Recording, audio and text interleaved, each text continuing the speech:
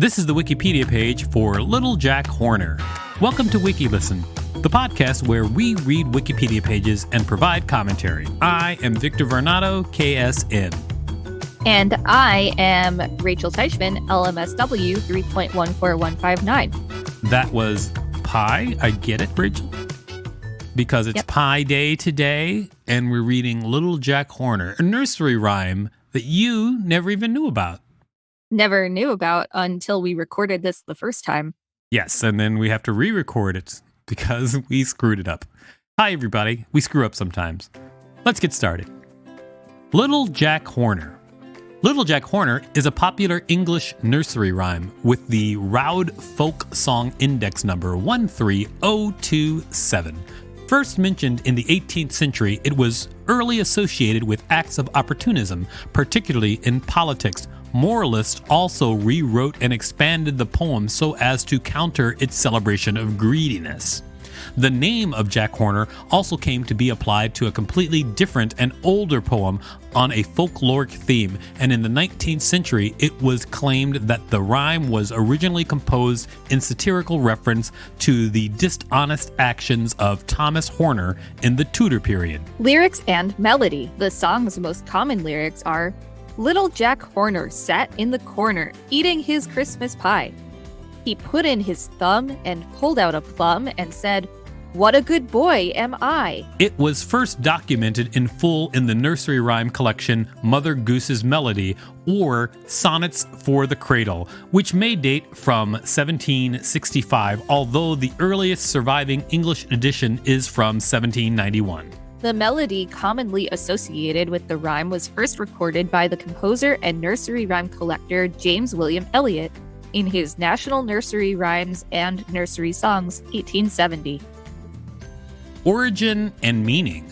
The earliest reference to the well-known verse is in Namby-Pamby, a satire by Henry Carey, published in 1725, in which he himself italicized lines dependent on the original. Here it is, everybody. Now he sings of Jacky Horner sitting in the chimney corner, eating of a Christmas pie, putting in his thumb, oh fie, putting in, oh fie, his thumb, pulling out, oh strange, a plum. What does "oh fie" mean? Fie kind of means like, it's like an exclamation. It's like, it's like. This occurrence has been taken to suggest that the rhyme was well known by the early 18th century. Carey's poem ridicules fellow writer Ambrose Phillips, who had written infantile poems for the young children of his aristocratic patrons. Although several other nursery rhymes are mentioned in his poem, the one about Little Jack Horner has been associated with acts of opportunism ever since. Just 6 years later, it figured in another satirical work, Henry Fielding's The Grub Street Opera, 1731. That had the Prime Minister Robert Walpole as its target, and ended with all the characters processing off the stage to the music of Little Jack Horner. The political theme was later taken up by Samuel Bishop, one of whose epigrams describe the civil service bureaucracy, and inquires, "What are they but Jack Horners, who snug in their corners cut freely the public pie, till each with his thumb has squeezed out a round plum. Then he cries, 'What a great man am I.'" Soon after, Thomas Love Peacock took up the theme in his satirical novel Melancourt, 1817. There, 5 go-getting characters contribute to a song describing how they misused their trades to fleece the public. It begins with the recitative, "Jack Horner's Christmas pie, my learned nurse, interpreted to mean the public purse. From thence a plum he drew, O happy Horner, who would not be ensconced in thy snug corner?" Each in turn then describes the nature of his sharp practice in his particular profession, followed by the general chorus, "And we'll all have a finger, a finger, a finger, we'll all have a finger in the Christmas pie." A finger. A finger, a finger. Sure, a finger. Adeline Dutton Train Whitney likewise applied the nursery rhyme to opportunism in American Society in Mother Goose for Grown Folks, A Christmas Reading, New York, 1860. The privileged little boy grows up to become John Esquire and goes in search of richer plums, where he is joined in his quest by female horners. John Bellenden Kergaller charged the medieval legal profession with similar interested motives in his essay on the archaeology of popular English phrases and nursery rhymes. Southampton, 1834, claiming to trace back the rhyme of Little Jack Horner to its Low Saxon origin, he then translates the social criticism he discovers there and adds an anti-clerical commentary of his own. Such social criticism was reapplied in earnest to the 20th century in an anti-authoritarian lyric from Dambert Nobicon's The Unfairy Tale, 1985. The schoolboy Jack Horner is put in the corner for resisting the racist and self-regarding interpretation of history given by his teacher. But eventually, the children rise up to defend him. But when the head walked in, the children made such a din. They said, "Jack, get up. You got to get out. Don't let them push you about. You know they'll keep you in that corner till you're dead. Jack, get out. Don't sell out. Don't compromise with Christmas pies. Keep shouting back. You tell them, Jack, don't swallow none of their crap. Calling Jack Horners everywhere. Don't bend to authority, which doesn't care. You know they'll keep you in the corner till you're dead." What does that mean? What a good boy am I. Jack Horner's opportunism made him a target for adult moralists from the start. At a basic level, the nursery rhyme's hearty celebration of appetite seems an endorsement of greediness. It was not long, therefore, before educators of the young began to rewrite the poem in order to recommend an alternative attitude. In the renowned History of Little Jack Horner, dating from the 1820s, generous Jack gives his pie to a poor woman on his way to school and is rewarded with a newly baked pie on his return home.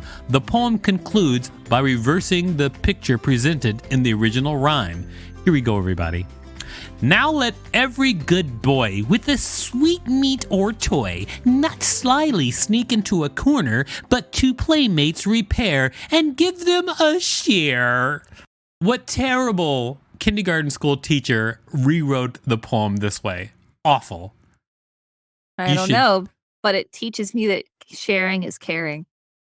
The poem was republished later with different illustrations as The Amusing History of Little Jack Horner, 1830 through 1832, and again with different illustrations as Park's Amusing History of Little Jack Horner, 1840. And in America, the same recommendation to share with friends was made by Fannie E. Lacey in the first of the expanded juvenile songs of her composition. Yet another collection of rewritten rhymes published in 1830 features a Jack Horner who is unable even to spell the word pie, spelled P-Y-E, in the original version. After such an onslaught, it is something of a reformed Jack Horner harnessed to educational aims who appears on Staffordshire Pottery's ABC plates of the 1870s and 1880s, as well as on a Minton's tile for the nursery, where the feasting Jack is accompanied by a parental figure carrying keys. There was an educational aim in the card games where Jack Horner figured too in the American version originating with the McLaughlin brothers in 1888.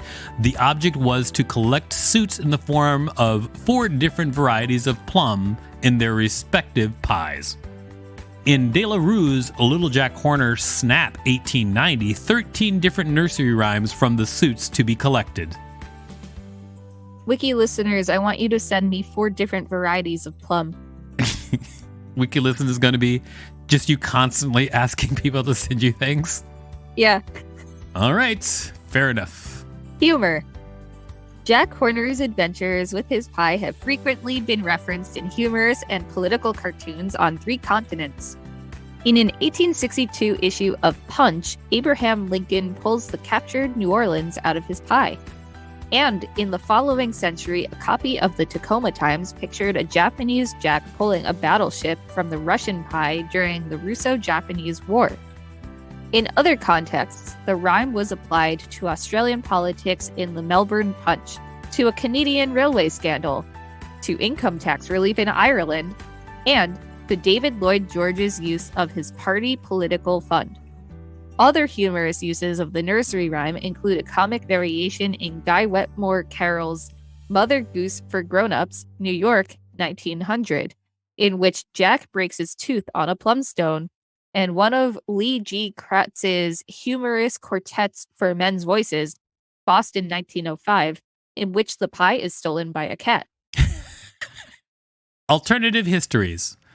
In the chapbook, The History of Jack Horner, containing the witty pranks he played from his youth to his riper years, being pleasant for winter evenings mid-18th century, there is a summarized version of the nursery rhyme which Jack himself is said to have composed. However, it has been observed that the story is based on the much earlier Tudor tale of the Friar and the Boy, and that this insertion is merely to justify the use of Jack Horner's name. The book's main purpose is to follow its hero's career after he has left childhood behind. In the 19th century, a story began to gain currency that the rhyme is actually about Thomas Horner, who was steward to Richard Whiting, the last abbot of Glastonbury, before the dissolution of the monasteries under Henry VIII of England.